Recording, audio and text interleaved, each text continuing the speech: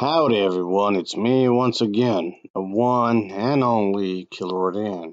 And today, as you can see, I'm still continuing my Disney movie marathon by talking about their movies, obviously, their theme parks, merchandising, whatever the case may be, of course.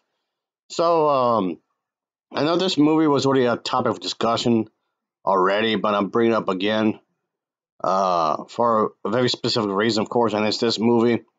And it's already won quite a few awards. At least it was nominated for quite a few awards anyway. But that's not what I'm talking about here, folks. Just bring up the fact that it's really well received, of course. But more specifically, is that you know the individual said, who was behind the like behind Disney and whatnot, said a sequel is possible that could come, but wants to do something with some stuff first, and they'll get in the way prior this. So yeah, just as an individual brought up the possibility of doing another port. Um, it's not surprising really. Like I said, it was really well received. It made quite a bit of money, mostly positive reviews, of course, and people seem to like it, of course. So yeah, but yeah, this could be a scheduled thing, of course. But yeah, wants to know Disney attraction before starting a sequel. So if this individual is trying to explain that it could be a thing, of course. Yes, no, yes, this is a thing, of course. What it's quite obvious this film was, of course, a massive hit, and and it's an Oscar winner award for best animated feature of the year, and of course, um, they wouldn't mind doing a sequel. And Disney has done sequels before, so why stop now? And obviously, it's not only Disney, just any studio, of course. If a film is a massive success, of course, sequel time, of course. And of course, like I said, this is not the only one that had done this. Multiple studios throughout the years had done this kind of a thing before. So well, ultimately, like I said before, whether people want to accept it or not, it is a business. The film industry is a business. So yeah, he does have some plans first before actually doing this kind of a thing, of course.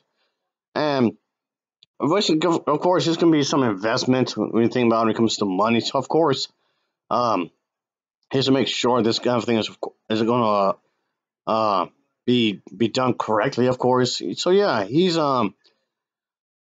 wouldn't mind doing another one, but he wants to do this kind of attraction, of course, at first. And yeah, but when it hit theaters, a lot of people seem to like it, of course, and obviously, yeah, they thought about spun into a sequel, maybe a Broadway show or TV, or maybe something in the lines of a spin-off series that could premiere on Disney Plus or something in something lines of that before starting the part two. And yeah, he did work on the film story and music, and recently said that he's hoping for a Disney theme park attraction for the movie before any sequel, spinoff, or show or whatever else you can think of could potentially happen. He wants these things to happen first before doing a part two. And so it sounds like a possibility. Maybe he's working on a concept kind of a thing. At least he worked on a concept of in the first film. So I guess we just have to see how things go. There could be. So at least the idea is in the air, I guess. And before we get more of a solid answer, if anything, and yeah, this the film did become the top high, well, at least one of the top highest grossing animated films of the year. And yeah, no surprise, this is Disney we're talking about. Most of the films, okay, not always, but vast majority of the films, I tend to make a truck ton of money. And yeah, clearly it's not surprising, like, at all, that there's a possibility for potentially making a part two.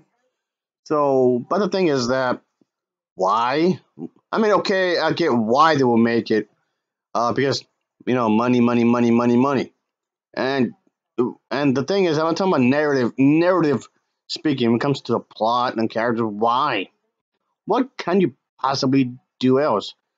Um, the whole idea was about family and how family be toxic. What's the proper word? Toxic perfection. I guess that's a better way of putting it. Um, that was for the first. That's for the first movie. Everybody in the family has to be in a specific way, and don't you dare do anything that would be considered as crossing the line. Don't you dare question the adults. Don't you dare question your own mother. Stuff in that nature.